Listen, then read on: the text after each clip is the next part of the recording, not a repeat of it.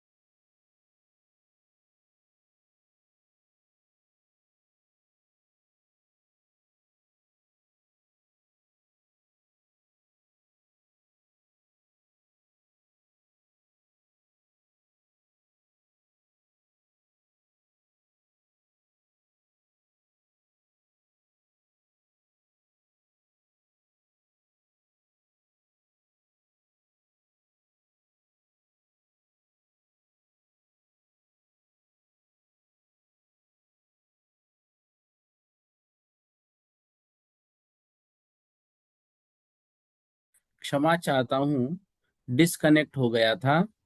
फिर से सब ज्वाइन होंगे। रेंज की प्रॉब्लम थी इसलिए डिस्कनेक्ट हुआ था। अब आवाज सभी को आएगी। हाँ, चलिए। हम जो विषय यहाँ पर देख रहे हैं वह 19 कांडकों की चर्चा को हम यहाँ पर कर रहे हैं।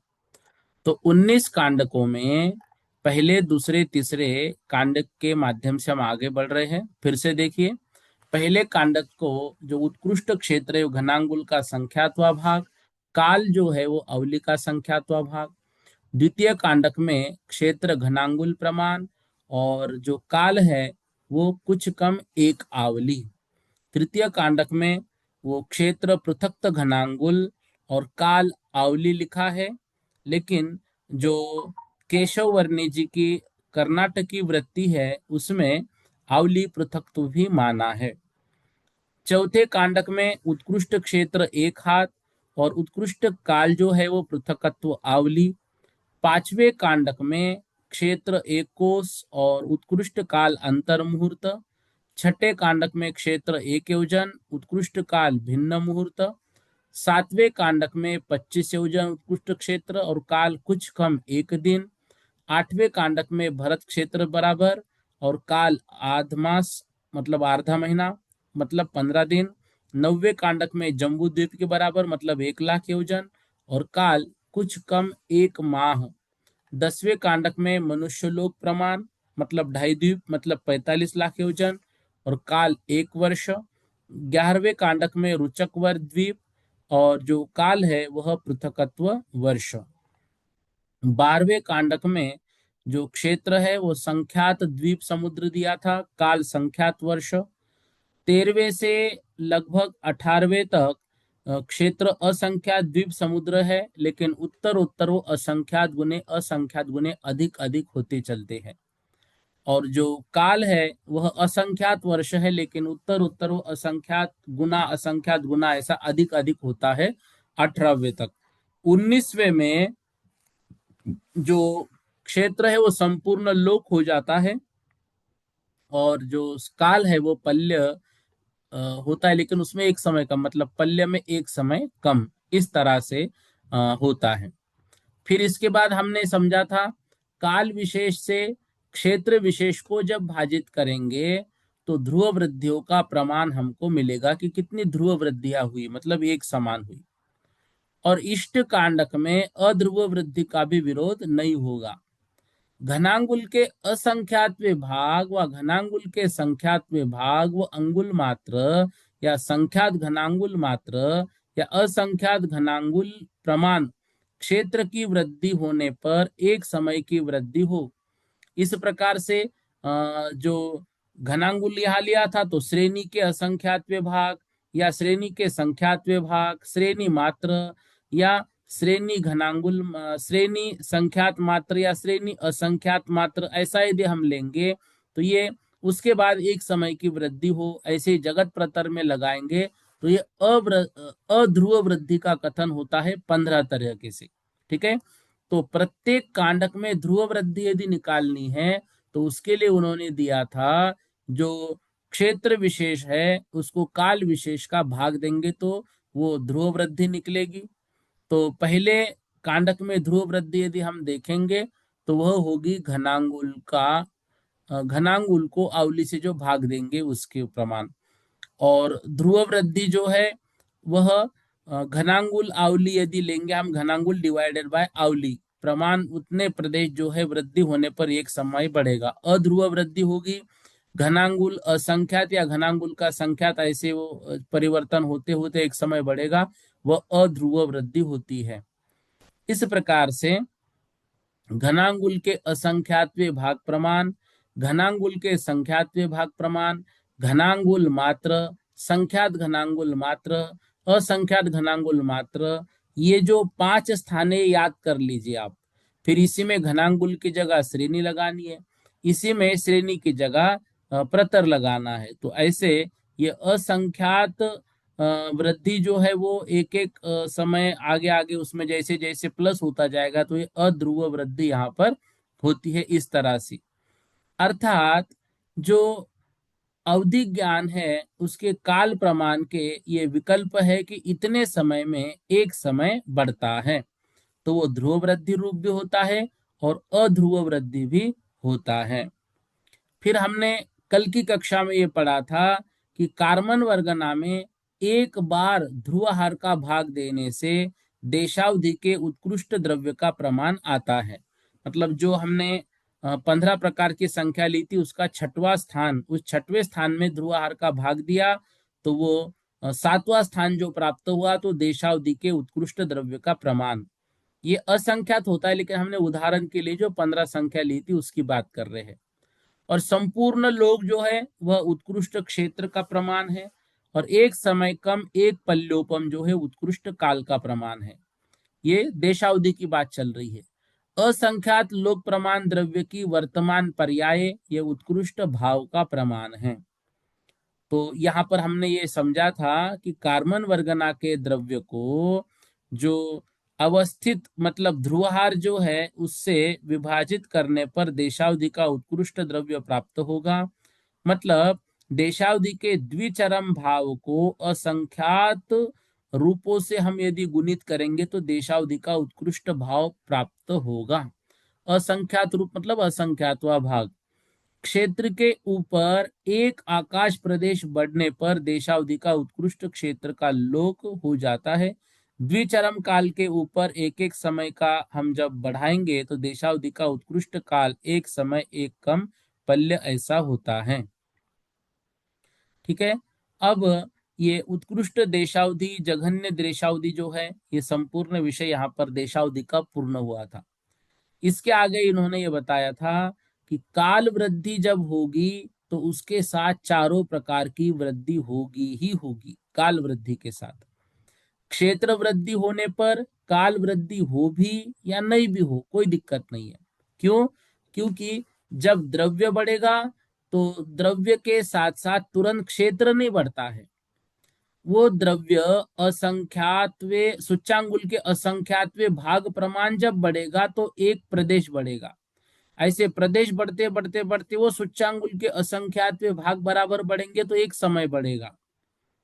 इसलिए काल वृद्धि होने पर चारों वृद्धि है, लेकिन क्षेत्र वृद्धि होने पर काल वृद्धि होती भी है और नहीं भी होती है, तथा द्रव्य और भाव की वृद्धि होने पर क्षेत्र और काल की वृद्धि होती भी है और नहीं भी होती है।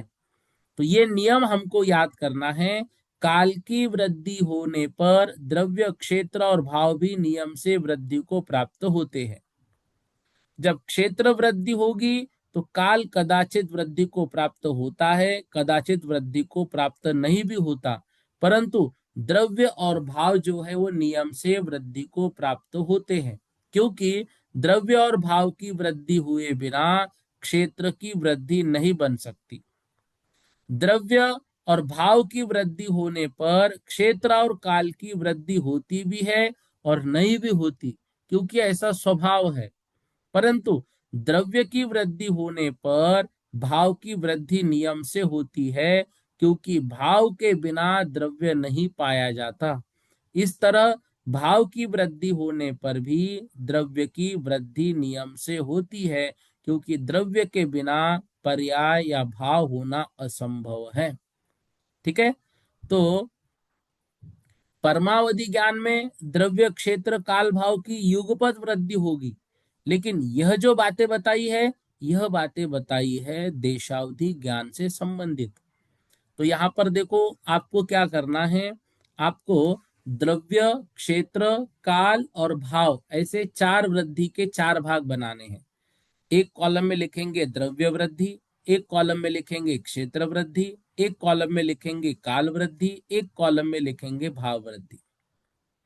फिर कॉलम के बाहर इधर 1 2 3 4 नंबर डालेंगे। एक नंबर पर लिखेंगे द्रव्य वृद्धि होने पर, दूसरे यहां लिखेंगे क्षेत्र वृद्धि होने पर, तीसरे यहां नंबर पे लिखेंगे काल वृद्धि होने पर, चौथे जगह पर लिखेंगे भाव वृद्धि होने पर। जब द्रव्य वृद्धि होगी तो द्रव्य वृद्धि तो हो ही रही है, क्षेत्र वृद्धि हो भी सकती नहीं भी हो सकती, काल वृद्धि हो भी सकती है नहीं भी हो सकती, लेकिन भाव वृद्धि नियम से होती है। क्षेत्र वृद्धि होने पर द्रव्य वृद्धि नियम से होगी। क्षेत्र वृद्धि तो होगी होगी। काल वृद्धि हो भी सकती है, नहीं भी हो सकती है। और भाव वृद्धि नियम से होती है। जब काल वृद्धि हो तो काल वृद्धि के साथ द्रव्य वृद्धि नियम से होगी, क्षेत्र वृद्धि नियम से होगी। काल वृद्धि तो हो ही रही है, और भाव वृद्धि नियम से होगी। भाव वृद्धि होने पर द्रव्य वृद्धि नियम से होगी। क्षेत्र वृद्धि हो भी सकती है, नहीं भी हो सकती। काल वृद्धि भी हो भी सकती है, नहीं भी हो सकती। और भाव वृद्धि तो हो ही रही है।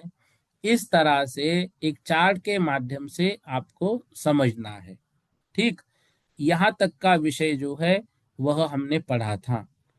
फिर इसके उपरांत 413 नंबर की गाथा में हमने पढ़ा था कि देशावधि ज्ञान का जो उत्कृष्ट द्रव्य प्रमाण है, उसके ध्रुवहार, उसमें एक बार जब ध्रुवहार का हम भाग देते हैं तो जो लब्ध हमें प्राप्त होता है उतना ही नियम से परमावधि का जघन्य द्रव्य का प्रमाण निकलता है। ठीक है, कल पढ़ा था ना ये 413 नंबर की गाथा। ये यहाँ पर देश अवहि वरम दवम, जो उत्कृष्ट देशावधि का द्रव्य है उसको ध्रुवहार से जब हम भाग करेंगे, अवहि दे मतलब भाग देंगे, तो परमावहिस्स अवरम जघन्य द्रव्य प्रमाण नियम से प्राप्त होगा, ऐसा जिनेन्द्र भगवान ने कहा था। अब इसके उपरांत हमने ये पढ़ा था कि जो 414 नंबर में जो तेजस्कायिक जीव की राशि की अवगाहना के भेद हैं, उनके जितने अवगाहनाओं का प्रमाण होगा उतने तेजस्काई मतलब अग्निकायिक जीव राशि के साथ उनका गुना करने पर जो राशि हमें प्राप्त होगी उतने परमावधि ज्ञान के भेद है। हमने उनको उदाहरण में लिए थे 14 भेद, 14 नहीं 7 भेद। 7 देशावधि के, 7 परमावधि के, तो 7 लिए थे। तो इनमें से जो सर्वोत्कृष्ट अंतिम भेद में जो होगा वह द्रव्य ध्रुवहार का प्रमाण प्राप्त होगा। तो परमावधि का जघन्य द्रव्य, उसको देशावधि के उत्कृष्ट द्रव्य को हमें क्या करना पड़ेगा, ध्रुवहार से भाग देना पड़ेगा। परमावधि के कुल भेद कितने होते हैं, तो हमने क्या पढ़ा, अग्निकायिक जीवों की अवगाहना के प्रकार, उसको अग्निकायिक जीव राशि से गुणित करेंगे तो वह हमको प्राप्त होगी। फिर परमावधि का प्रथम द्रव्य जो है वह कार्बन वर्गनाओं में जो मतलब जघन्य द्रव्य, वो कार्बन वर्गना जहां से प्राप्त हुई थी उसके उपरांत एक ध्रुवहार का भाग और उसके उपरांत और एक ध्रुवहार का भाग देंगे तो परमावधि का जघन्य द्रव्य हमें प्राप्त होगा। ऐसे भाग करते करते जाएंगे तो परमावधि का जो उत्कृष्ट द्रव्य है वह अब ध्रुवहार लगाने के बाद यदि मान लो अगला एक परमाणु निकले तो उसके पूर्व वाला जो है वह परमावधि का उत्कृष्ट स्थान होगा और उसके उपरांत सर्वावधि प्राप्त होगा। तो जो उत्कृष्ट परमावधि का प्रमाण है वह द्रव्य में रूप में ध्रुवहार होगा, क्षेत्र असंख्यात लोक प्रमाण, काल भी असंख्यात लोक प्रमाण और भाव भी असंख्यात लोक प्रमाण ही होगा। ठीक है, इस तरह से परमावधि के विषय में वर्णन यहाँ तक हुआ था। आइए देखिए, अब जो है सर्वावधि ज्ञान का प्रमाण यहाँ पर हमको बता रहे हैं, उसको हम देखते हैं। सभी लोग 415 नंबर की गाथा निकालिए। सौवावहि स एको, सौवावहि स एको, परमाणु हो दिनी वियपोसो, परमाणु हो दिनी वियपोसो, गंगा महान इस, गंगा महान इस, पहाहु वधुओ हवे हारो,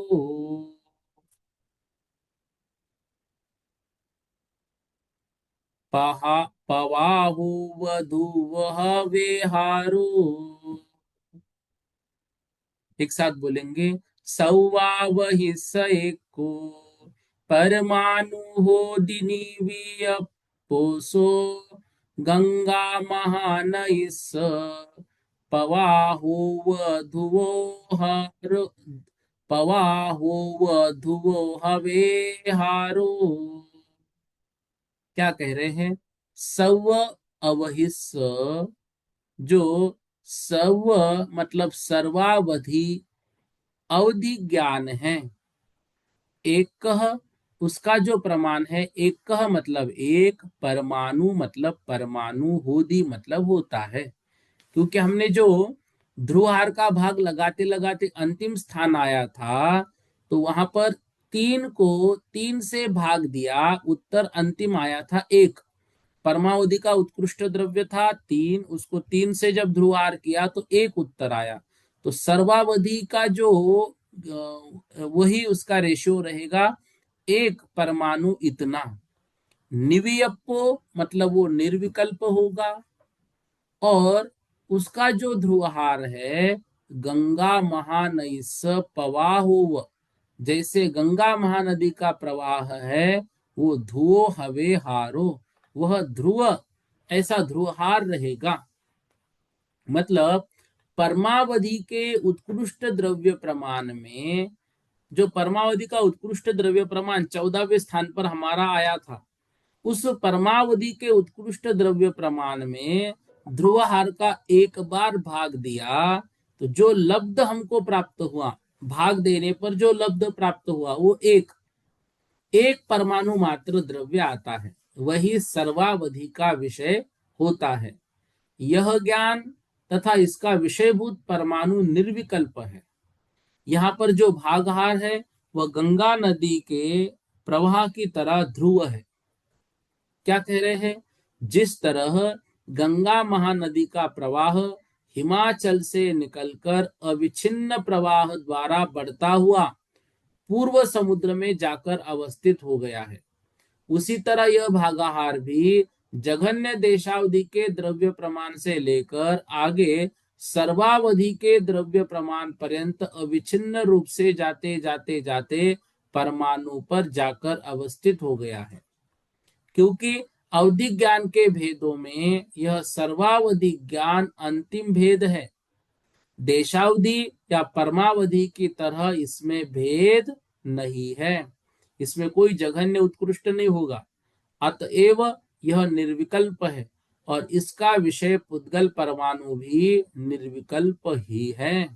देखो, इतनी गाथाएं हमने पढ़ी, अब जाकर जो तत्वार सूत्र शुरुआत में जब पहला अध्याय हम पढ़ते हैं, तो वहां पर अवधि ज्ञान के तीन भेद आते हैं, देशावधि, परमावधि और सर्वावधि। तब हमको ये विषय इतना समझ में नहीं आता था। हम ये कहते थे कि देशावधि का अल्प विषय है, परमावधि के उससे थोड़ा अधिक है, और सर्वावधि का संपूर्ण है। लेकिन अब समझ में आ रहा है कि देशावधि जो है वो 1 से लेकर 7वें स्थान तक, परमावधि 8 से लेकर 14वें स्थान तक, और जो सर्वावधि है वह 15वें स्थान पर। तो 1 से 7 में भी उत्कृष्ट, मध्यम और जघन्य तीन अवस्था बनेगी। जो परमावधि है वहां पर भी 8 से 14 तक उत्कृष्ट, मध्यम और जघन्य ऐसी अवस्था बनेगी, लेकिन सर्वावधि में अब कोई अवस्था नहीं है। अब वो जो परमाणु है, जैसे गंगा नदी का प्रवाह सागर में मिलकर अवस्थित हो गया, ऐसे ये ध्रुवहार का जो भाग दे रहे थे देशावधि के जघन्य प्रमाण से लेकर परमावधि के उत्कृष्ट प्रमाण पर्यंत, अब वो स्थिर हो गया, अवस्थित हो गया है, अब उसमें भेद नहीं है। इसलिए वह कैसा हो गया? वह अब निर्विकल्प हो गया। तो सर्वावधि का द्रव्य क्या है? परमावधि का उत्कृष्ट द्रव्य, उसमें एक ध्रुवहार का भाग दिया। अब वो ध्रुवहार में भी ध्रुवहार का भाग दे दिया। जो भी ध्रुवहार हमने पकड़ा था, उस ध्रुवहार में परमावधि का उत्कृष्ट द्रव्य वही उत्तर आएगा जो हमारा ध्रुवहार चल रहा है। अब उस ध्रुवहार में भी ध्रुवहार का भाग दिया, एक परमाणु बचा। तो एक परमाणु सर्वावधि का विषयभूत द्रव्य है। इस सर्वावधि में उत्कृष्ट, जघन्य ऐसा कोई विकल्प नहीं होता है, कोई विकल्प यहां पर नहीं होता है। अब देखो, एक गाथा और क्या बता रहे 416 नंबर में। परमो हि दैव भेदा, परमो हि दैव भेदा, जेत्तिय में ताहु तेत्तिया हुंती, जेत्तिय में ताहु तेत्तिया हुंती, तस्सेव खेत काल, तस्सेव खेत काल,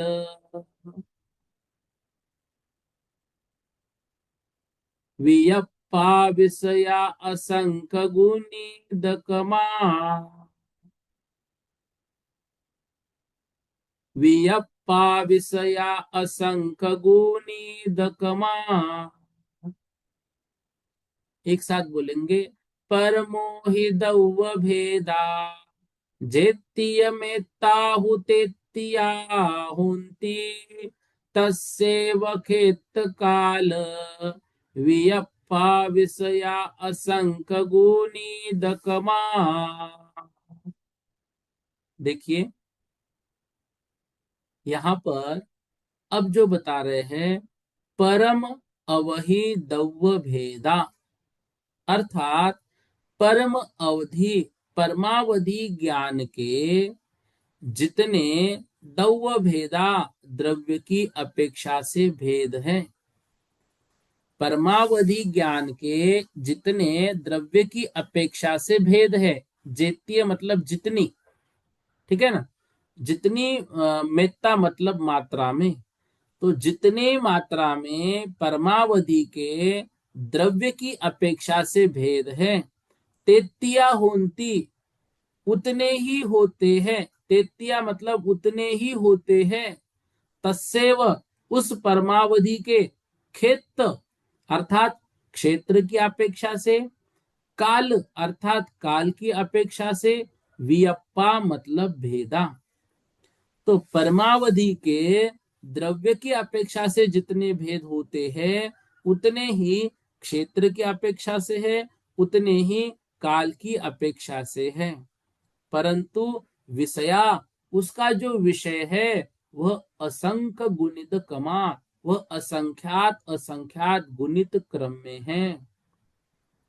परमावधि के जो भेद है वो द्रव्य क्षेत्र काल की अपेक्षा बराबर ही है, फिर भी प्रत्येक में जो अगला अगला उत्तर भेद आएगा, मतलब पहले के बाद जो अगला आएगा, उसका क्षेत्र काल का प्रमाण असंख्यात गुना है।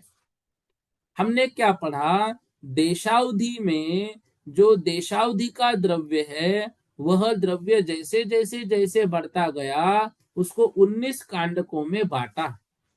क्यों? क्योंकि प्रत्येक स्थान पर उसका क्षेत्र और उसका काल बढ़ रहा है। क्षेत्र बढ़ने का जो रेशियो है वो बोला कि द्रव्य में सूच्यांगुल के असंख्यात भाग जब आएगा तब एक प्रदेश बढ़ेगा, प्रदेश में भी बढ़ते बढ़ते बढ़ते जब प्रदेश सूच्यांगुल के असंख्यात भाग पढ़ेंगे तब एक काल बढ़ेगा। तो यहां पर क्या होगा, द्रव्य के भेद सबसे अधिक रहेंगे, उससे कम क्षेत्र के रहेंगे, उससे कम काल के रहेंगे। ये देशावधि की बात चल रही है।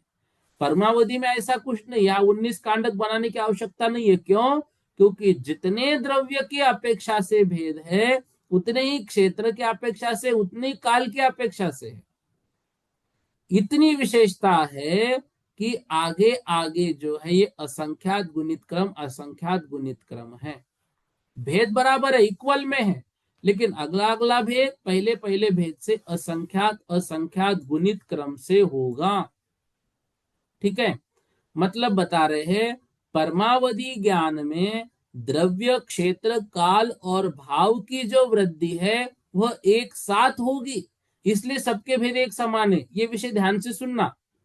परमावधि ज्ञान में द्रव्य क्षेत्र काल और भाव की जो वृद्धि है वह एक साथ होगी, इसलिए द्रव्य क्षेत्र काल और भाव संबंधी विकल्पों के जो मतलब एक राशि है वो द्रव्य क्षेत्र काल भाव संबंधी विकल्पों के लिए एक ही राशि रहेगी, इसमें भिन्न भिन्न नहीं पकड़ेंगे। तेजस कायिक की अवगाहना के विकल्पों से तेजस कायिक के जीव राशि को गुना करने पर यह राशि उत्पन्न होती है। ये पहले बताया था परमावधि के भेद कितने, तो तेजस कायिक के अवगाहना के विकल्प को तेजस कायिक के जीव राशि से गुना करने पर उतने भेद जो होते हैं, उतने ही भेद द्रव्य के, उतने ही भेद क्षेत्र के, उतने ही भेद काल के, उतने ही भेद भाव के, क्योंकि इसमें परिवर्तन नहीं है, वो एक साथ परिवर्तन है, सब में एक साथ वृद्धि हो रही है। तो द्रव्य क्षेत्र काल और भाव को ये आगे आगे बढ़ाते हुए जो उत्कृष्ट परमावधि जो है, वो उत्कृष्ट परमावधि जब तक जान रहा है तब तक ये समान ही चल रहा है। तो परमावधि के जितने द्रव्य के भेद है, उतने ही क्षेत्र के, उतने ही काल के और उतने ही भाव के हैं, उनमें कोई भी विभिन्नता नहीं आएगी, उनमें कोई भी अंतर नहीं आएगा, वो एक जैसा ही होगा। इतना निश्चित है कि पहले द्रव्य से जो अगला द्रव्य है, वह अगला द्रव्य असंख्यात गुना होगा। इस तरह से यहाँ पर इस गाथा के वर्णन को हमें याद रखना है। ठीक है, देखो फिर से समझो। परमावधि के विषयभूत द्रव्य की अपेक्षा से जितने भेद हैं, कितने भेद हैं, तो इसके लिए बताया था अग्निकायिक जीव के अवगाहना के भेदों के प्रमाण से अग्निकायिक जीवों के प्रमाण को गुना कीजिए। जितना उत्तर, जितना लब्ध हमको प्राप्त होगा, उतने ही मात्र द्रव्य की अपेक्षा से भेद है। इतने ही प्रमाण, इतने ही मात्र परमावधि के विषयभूत क्षेत्र की अपेक्षा से है, इतने ही काल की अपेक्षा से है, इतने ही भाव की अपेक्षा से है। क्योंकि जहां द्रव्य की अपेक्षा से प्रथम भेद है, जहां पर द्रव्य की अपेक्षा से प्रथम भेद है, वहां ही क्षेत्र काल की अपेक्षा से भी प्रथम भेद है। जहां द्रव्य की अपेक्षा से दूसरा भेद है, वहां क्षेत्र काल की अपेक्षा से ही दूसरा भेद है। ऐसे अंतिम भेद तक होता रहता है। जघन्य से लेकर, विशेषता क्या है, जघन्य से लेकर उत्कृष्ट तक एक एक भेद में असंख्यात गुना, असंख्यात गुना, असंख्यात गुना क्षेत्र और काल होता है। अभी असंख्यात गुना कैसे होगा, असंख्यात गुना आगे आगे कैसे बढ़ेगा, अब इसके लिए 417 नंबर की गाथा बता रहे हैं। देखो, अब यहां से थोड़ा विषय कड़ा है, थोड़ा ये संख्याओं के लिए है, और ये संख्या जो है ये अलौकिक गणित जैसी है, इसलिए थोड़ा समझना, बस इतना समझना कि असंख्यात गुणित क्रम से है, किस तरह से है वो बता रहे हैं, इसको समझने का प्रयास कीजिए। आवली असंक भागा, आवली असंक भागा, इच्छिद गच्छ धन मान में ताओ, इच्छित गच्छ धन मान में ताओ, देसा वही सखेते, देसा वही सखेते, काले वियहुन्ति संवग्गे, काले वियहुन्ति संवग्गे। एक साथ बोलेंगे, आवली असंक भागा, इच्छित गच्छ धन मान में ताओ, देसा बहिस्स खेते, काले वियहुन्ति संवग्गे। आवली असंक भागा, आवली के असंख्यातवें भाग प्रमाण, आवली के असंख्यात भाग, जितने आवली है तो उस आवली के असंख्यातवें भाग हमने ऐसे रख दिए। आवली के असंख्यातवें भाग हमने एक के बाद एक, एक के बाद एक के बाद एक ऐसे लिख दिए। तो परमावधि के जो विवक्षित क्षेत्र के भेद या फिर विवक्षित काल के भेद, उस भेद का जो संकलित धन है उतने आवली के असंख्यातवें भाग को हमने रख दिया। अब देखो यहां पर बहुत सारे शब्द आ रहे हैं। कौन कौन शब्द आ रहे? इच्छित, धन, गच्छ। पहले इन शब्दों को समझिए, तो इन शब्दों को समझने के बाद जो है गाथा हमारी क्लियर हो जाएगी। ठीक है ना। देखो यहां पर क्या कह रहे हैं? आवली असंख्य भागा। आवली असंख्य भाग मतलब आवली के असंख्यातवें भागों को रखकर, इसके बाद क्या शब्द आया? इच्छित गच्छ, धन, मान, मेत्ताओ। इच्छित गच्छ, इच्छित मतलब जहां पर हमको प्राप्त करना है। इच्छित मतलब उसको हम बोलते हैं विवक्षित क्षेत्र या विवक्षित काल, वो इच्छित गच्छ है। भाई हमें ये निकालना है कि इसका, अब ये जो असंख्यात गुणित क्षेत्र है या असंख्यात गुणित काल है, पहले से अपेक्षा दूसरा, अब वो असंख्यात गुना किस प्रकार से है?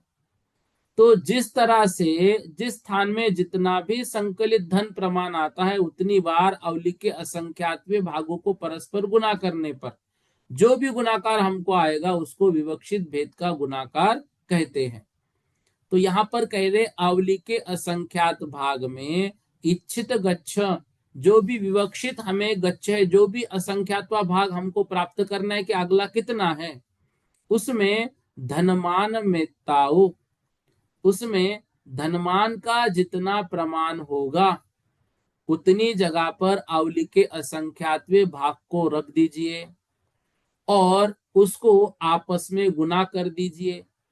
जो भी राशि उत्पन्न होगी देश अवहिस्य खेते काले भी, वो देशावधि के क्षेत्र की या काल की होती है संवज्ञ, मतलब आपस में गुना करने पर। अब क्या कह रहे सुनो, यहां पर ये बता रहे हैं कि जिस क्रमांक के भेद की हमें विवक्षा हो, मतलब हमने क्या पढ़ा? परमावधि का जितना द्रव्य है उतना ही क्षेत्र है, उतना ही काल है, उतना ही भाव है। लेकिन पहले की अपेक्षा से क्षेत्र और काल अगला असंख्यात गुना असंख्यात गुना है। अब हमें मान लो 10वें नंबर का जो क्षेत्र है वो काल है, निकालना है कितना है। तो उसके लिए क्या करना पड़ेगा? मान लो हमने 10वें क्रमांक का पकड़ा, तो 10वें क्रमांक के भेद की हमें विवक्षा है, उसको हम बोलेंगे इच्छित गक्ष, इच्छित गच्छ। ठीक है ना, मतलब वो विवक्षित हमारा क्षेत्र है। उसको क्या करना है?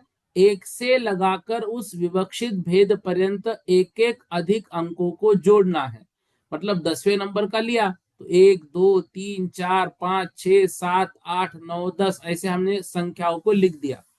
अब इनको हमने आपस में जोड़ दिया, जो भी प्रमाण आया वह उसका संकलित धन होता है। उसको हम क्या बोलते हैं? धन मान, वो उसका संकलित धन है। जैसे प्रथम भेद में 1 है अंक, तो उसका संकलित धन 1 होता है। दूसरे भेद में संकलित धन का प्रमाण 1+2, क्योंकि हमने 1 से लेकर 10 लिया था ना, तो दूसरे धन में संकलित धन क्या होगा? 1 और दूसरे स्थान पर 2, इन दोनों का जोड़ तो 3 बनेगा। तो ये 3 जो है, यह 3 होगा उसका संकलित धन 2 नंबर का। तीसरा भेद है उस क्षेत्र का, उसमें उसका संकलित धन क्या होगा तीसरे भेद में? तो 1+2+3, तो 1 2 और 3 को मिला दीजिए, ये 6 होगा, ये तीसरे भेद का संकलित धन। इस तरह जिस स्थान में जितना भी संकलित धन का प्रमाण आता है उतनी बार अवली के असंख्यातवें भाग को रखना है।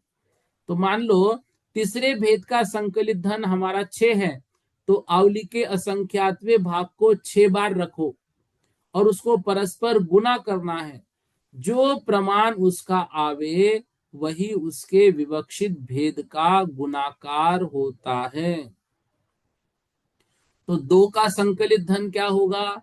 2 का संकलित धन 3 है, 3 का संकलित धन 6 है, तो परमावधि के क्षेत्र और काल के क्रमांक का भेद हमें उसमें करना है। तो अवली के असंख्यातवें भाग को 6 बार हमने गुना कर दिया, क्योंकि तीसरे संकलित धन का 6 राशि आई थी।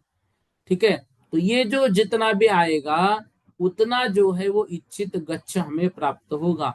तो यहाँ गच्छ का अर्थ क्या है? जिस क्रमांक का स्थान हमें विवक्षित है उसको कहते हैं गच्छ।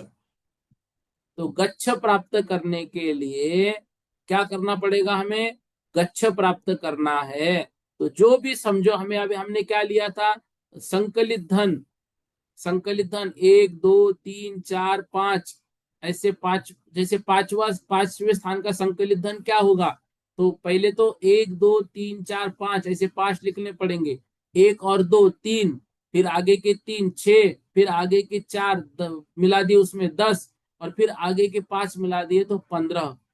तो जो पांचवें स्थान का संकलित धन है वो कितना आएगा? 15। कितना आएगा वो? 15। कैसे 15 आया? 1 2 3 4 5 ऐसे 5 स्थानों को हमने रख दिया और वह 15 आ गया। अब जिस स्थान में जितना संकलित धन का प्रमाण होगा उतनी बार अवली के असंख्यातवें भाग को परस्पर रख दीजिए। तो 15 आया पांचवें स्थान का, तो अवली का असंख्यातवा भाग 1 बार, अवली का असंख्यातवा भाग 2 बार, अवली का असंख्यातवा भाग 3 बार, ऐसे 15 बार रखना पड़ेगा।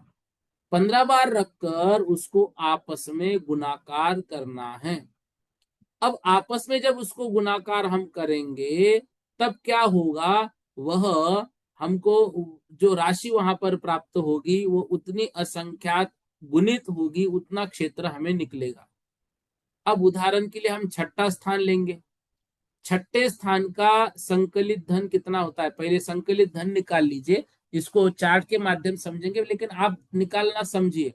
छठे स्थान का संकलित धन निकालना है। कैसे निकालेंगे? छठे स्थान को 6 बार लिख लीजिए। 1 2 3 4 5 6 रख दिया। अब 1 और 2 कितने हो गए? 3। फिर तीसरे स्थान पर 3 है तो वो 3 और 3 कितने हो गए? 6। उसमें चौथे स्थान के 4 मिला दिए तो 6 और 4 10। उसमें पांचवें स्थान का 5 मिला दिया तो 10 और 5 15। उसमें छठे स्थान के 6 मिला दिए तो 15 और 6 21। तो छठे स्थान का संकलित धन कितना होगा? 21 है। अब 21 बार आवली के असंख्यातवें भागों को रखना है। अब इनको ऐसे रखकर परस्पर गुणित करना है। जो उसका गुणनफल आएगा वह छठे स्थान का गुणाकार होगा। वो क्या होगा? छठे स्थान का गुणाकार। इस तरह अन्य स्थानों के भी गुणाकार निकाल हम लेंगे। फिर प्राप्त अपने अपने गुणाकारों से देशावधि के उत्कृष्ट क्षेत्र लोक को गुना करने पर जो प्रमाण आए वह परमावधि के उस नंबर के भेद का क्षेत्र प्रमाण होगा। अभी अगली बात अगली गाथा में लिखिए जो अभी हमने पढ़ा ना। अभी तो हम क्या निकालना सीख गए? अभी हम गुणाकार निकालना सीख गए उस क्षेत्र का। अब जो गुणाकार आएगा उसको क्या करना है? देशावधि के उत्कृष्ट क्षेत्र से गुना करना है। जो प्रमाण आएगा वो परमावधि के उस नंबर के क्षेत्र का प्रमाण आएगा। तो एक गाथा इसमें और हमको समझनी होगी। देखिए, ये 417 नंबर की जो गाथा है ये हमने समझी। यहाँ पर अभी हमें गुणाकार निकालना आ गया। अब 418 नंबर की गाथा देखिए। हाँ, इसका भावार्थ देखो। जितना वह भेद विवक्षित है वहां पर्यंत एक एक से लेकर एक एक अधिक अंक रखकर सबसे जोड़ने जो राशि उत्पन्न होगी वह विवक्षित भेद का संकल्पित धन है। और जैसे प्रथम भेद का 1, दूसरे भेद का 3, तीसरे भेद का 6, ऐसे ये राशि निकलेगी। इसका भावार्थ देखिए। परमावधि के प्रथम विकल्प में संकल्पित धन का 1 और दूसरे विकल्प में 3 तथा तीसरे विकल्प में 6, चौथे विकल्प में 10, पांचवें विकल्प में 15, छठे विकल्प में 21, सातवें विकल्प में 28, इस तरह आगे भी संकल्पित धन का प्रमाण निकलेगा। परमावधि के जिस विकल्प के क्षेत्र या काल का प्रमाण निकलना हो उस विकल्प में संकल्पित धन के प्रमाण के बराबर आवली के असंख्यातवें भागों को रखना है। और परस्पर गुना करने से जो राशि उत्पन्न होगी उसका देशावधि के उत्कृष्ट क्षेत्र और उत्कृष्ट काल के प्रमाण के साथ गुना करना है। जो भी प्राप्त होगी वो परमावधि के विवक्षित विकल्प के क्षेत्र और काल का प्रमाण वहां पर होगा। ठीक है। एक गाथा यहाँ पर और आएगी 418 नंबर की, जिसको हम कल समझेंगे। यहाँ पर सामान्य रूप से अभी समझिए, लेकिन फिर भी सामान्य भी आसान तरीके से। जैसे अभी दो ही संख्या लीजिए, 2 नंबर का संकलित धन क्या है? तो 1 और 2, इनको मिला लीजिए, इसका उत्तर आएगा 3। तो अब 3 बार अवली के असंख्यात्व भाग को रखना है। एक बार अवली का असंख्यात्व भाग गुणित, अगला अवली का असंख्यात्व भाग गुणित, और अगला अवली का असंख्यात्व भाग। तो ऐसा इसका जो गुणाकार हमको प्राप्त होगा, उसको देशावधि का उत्कृष्ट क्षेत्र हमने लिया था, संपूर्ण लोक प्रमाण। तो संपूर्ण लोक से ये संकलित धन पर जो तीसरे स्थान पर, दूसरे स्थान पर अभी हमारा कितना है? 3 द्रव्य, इसको गुणित करना है। तो लोक का जो संपूर्ण लोक आया उसको 3 से गुणित किया, तो लोक का हमें क्या करना पड़ेगा? 3, मतलब उसका धन आ गया वो। लोक 3 3 बार लोक का प्रमाण यहाँ पर गुणित हो जाएगा। तो इतना परमावधि के उस विवक्षित तीसरे स्थान पर उसका क्षेत्र का प्रमाण आएगा। मेरे ख्याल से विषय थोड़ा आपको समझ में आया होगा, ज्यादा कड़ा नहीं है। ठीक है, इतना ही आज समझते हैं। हाँ, श्रुति दीदी, सॉरी, स्तुति दीदी जी, जैन भोपाल, बोलिए जल्दी से। जय जिनेन्द्र भैया। भैया हम्म। हम इसमें जो द्रव्य क्षेत्र काल भाव ले रहे हैं, हम्म। तो उसमें द्रव्य यानी क्या लेना है हमको? द्रव्य मतलब जो औदारिक वर्गनाओं से लेकर कारमान वर्गनाओं को जीव जान रहा है, वो वर्गनाएं कितने परमाणु से बनी हैं, उसको ले रहे हम द्रव्य में। हाँ, धन्यवाद भैया। जी। कुमकुम जी, जैन बोलियो। जय हिंद भैया जी। भैया जी, जो आपने बताया परम अवधि का जो लास्ट में एक बचता है, वो विकल्प रहित है। तो मतलब विकल्प रहित से इसमें मतलब क्या है? जैसे जो अवधि ज्ञान जो जानेगा, तो विकल्प होगा तभी तो जानेगा। विकल्प से मतलब अब उसका भाग और किसी से नहीं होगा। वह जो परमाणु है वह अविभागी प्रतिच्छेद है। हाँ जी। विकल्प का अर्थ जैसे हम सामान्य भाषा में लगाते हैं कि मेरा विकल्प, मेरे मन में विकल्प आ रहा है, वो नहीं लगाना है। यहाँ पर हाँ विकल्प जी। का अर्थ है कि अब यह जो सबसे सूक्ष्म विषय है, अब इससे हाँ जी। सूक्ष्म अवधि के लिए कुछ नहीं है। उससे सूक्ष्म फिर अच्छा। केवल ज्ञान का विषय आएगा। ठीक है। केवल ज्ञान। दूसरा ये कि हम्म। इसमें लिखा हुआ है कि जो देश अवधि का उत्कर्ष क्षेत्र, तो जैसे देश को उसका क्षेत्र 3 लोग हो गया, फिर 3 लोग से ज्यादा किसको जाने, मतलब वो इसी से फिर किस गुना करने में, तो वो मतलब कैसे, मतलब वो तो 3 लोग ही पूरा का पूरा आ ही गया ना उसमें। हाँ, ये देखो, 3 लोग उसमें पूरा के पूरा आ गया, लेकिन हाँ जी। वो क्षेत्र और जो काल है, उस काल के मर्यादा का वर्णन वहां पर कर रहे हैं, उससे बाहर जाने का ऐसा नहीं कह रहे हैं।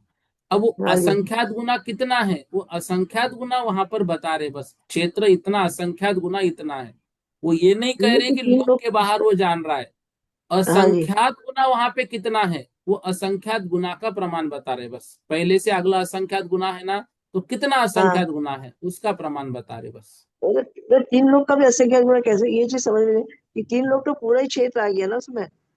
काल का तो सही, जैसे 3 पल्ले, एक पल्ले का था काल, तो कितना मर्जी हो जाएगा। पर क्षेत्र का जो चीज है वो चीज समझ में, कि 3 लोग में पूरी चीज नहीं आ गई, फिर उसका असंख्यात आप गुना देखो, क्या आप होगा? आप मेरा प्रश्न आप देखो, आपका प्रश्न थोड़ा गलत हो रहा है, आप एक बार में हाँ। समझो। हम ये हाँ। कह रहे हैं कि वह क्षेत्र जो है वो संपूर्ण लोक आ गया, देशावधि का हाँ जी। उत्कृष्ट क्षेत्र। अब हाँ हमने जी। संकलित धन जो है वो 3 आया है, दूसरे हाँ जी। स्थान का। अब हाँ जी। संकलित धन 3 आया, तो अवली के असंख्यात्व, अवली के असंख्यात्व, अवली के असंख्यात्व भाग को 3 बार रखने से गुणाकार किया। तो हाँ अवली के जी। असंख्यात्व भाग का 3 बार गुणाकार करने के बाद जो उत्कृष्ट देशावधि का प्रमाण था, संपूर्ण लोक प्रमाण, उतने हाँ जी। क्षेत्र को गुणाकार करना है। तो जो हाँ जी। आएगा उतनी बारी असंख्यात गुना हो रहा है बस, मतलब वहां का प्रमाण इतना असंख्यात गुना है। वो तो उसका संपूर्ण लोक प्रमाण प्रमाण ही रहेगा। देखो, एक हाँ जी। असंख्यात होता है, जैसे संपूर्ण लोकाकाश में परमाणु कितने हैं? एक उदाहरण के लिए अच्छा। बोल रहा हूँ, असंख्यात हाँ। परमाणु है। ठीक है। असंख्यात परमाणु संख्या, हाँ जी। और एक परमाणु है, वह भी कितना है, तो हम ये कह रहे कि भाई वो असंख्यात प्रदेशी भी एक परमाणु में बैठता कि नहीं बैठता? हाँ जी, हाँ जी। बैठता है। तो अब वो बैठते हैं। एक परमाणु जो असंख्यात होगा, उसको गुणित असंख्यात लोग से करेंगे तो असंख्यात लोग बराबर हो रहा है कि नहीं हो रहा है? तो असंख्यात एक लोग परमाणु भी बराबर। असंख्यात है, दो भी वो भी। असंख्यात है, तीन भी असंख्यात है, और संपूर्ण लोग भी असंख्यात है। ये ओके समझना भैया। वहां। ठीक है। ठीक है, ठीक है, धन्यवाद, ठीक है, धन्यवाद। नीलम दीदी जी जैन बोलो। भैया जी जय जिनेन्द्र। जय भैया जी जिने। ये जो 20 जो अपने श्रुति ज्ञान के वो थे ना, अक्षर शुद्ध ज्ञान के, और ये अक्षर अनाक्षरात्मक शुद्ध ज्ञान के जो 20 वेद थे, तो उसमें पूर्व जो आया है आखिरी का, पूर्व में और पूर्व समास में क्या लेंगे तो फिर? मतलब आगे वाले तो है कि भैया उसका ऊपर का और इसके पहले का वो समास बन गया, पर ये पूर्व में क्या आएगा, पूर्व और पूर्व समास में? उसमें दिया है ना वो, आप एक बार वो वर्णन पढ़ लीजिए। मतलब आपने थोड़ा, नीलम दीदी, कहीं ना कहीं तो भी इसमें गड़बड़ कर दी है सुनने में। हाँ भैया जी, क्या आप होता है आप कि सुनो, आप एक बार इसको पढ़ो, इसमें आप जितना मतलब बहुत कंफ्यूज हो गए हैं आप। एक बार थोड़ा पढ़ो, ज्यादा विषय कड़ा नहीं है, आप उसको थोड़ा अलग इसमें लेके गए, और आपका वैसा स्वाध्याय नहीं, आपका अच्छा स्वाध्याय है। ये बहुत इजी है, नहीं आप भैया ही जी, इसका थोड़ा सा उत्तर मुझे भारी तो कल दो। पड़ नहीं, मतलब क्या था, ये अपन ने पूरा पढ़ा ना समास के 9 समास और 9 अक्षर के, तो मतलब ये वस्तु समास तक तो आ गया। पूर्व समास में क्या मतलब, पूर्व समास तो 14 पूर्व हैं, तो मतलब एक एक पूर्व हाँ। में, जैसे एक में 10 10 हैं, दूसरे में 14 हैं, फिर 8 हैं, 18 हैं, इस तरह से एक एक पूर्व में इतनी इतनी वस्तुएं हैं, है ना? हम्म। तो वो तो ले लिया, पर फिर पूर्व समास में क्या लेंगे?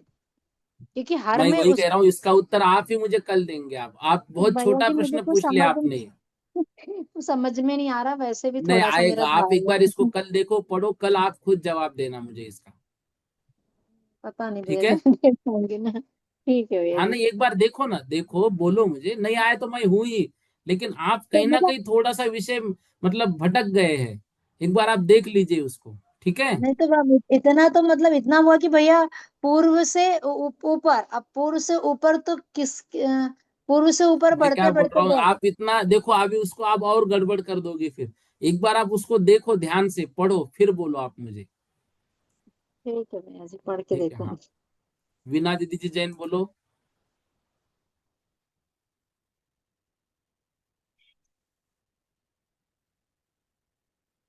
सुलेखा दीदी जी जैन आप बोलिए।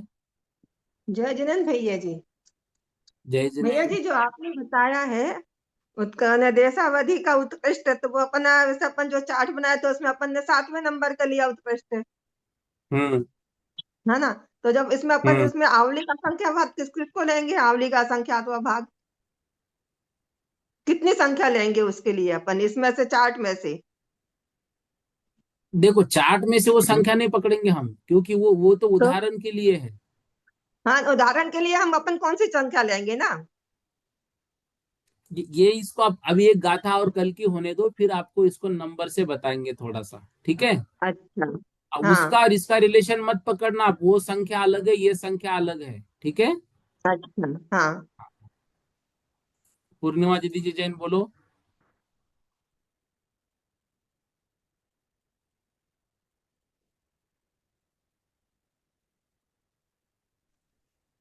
जय जिनेन्द्र बोलिए। भैया जी। हाँ। भैया जी, श्रुत ज्ञान आवरण के भेद में क्या लिखे, अक्षरात्मक अनक्षरात्मक या पूरे 20 पर्याय पर्याय समास? देखो, श्रुत ज्ञान के जितने भेद हैं उतनी श्रुत ज्ञान आवरण के आएंगे, उसके आवरण से वो प्राप्त नहीं हो रहे हैं। तो वही 20 भेद वो आ जाएंगे श्रुत ज्ञान के? हाँ हाँ हाँ हाँ। ठीक है ना। अच्छा, ठीक है भैया जी। सुरेखा जी जैन बोलिए।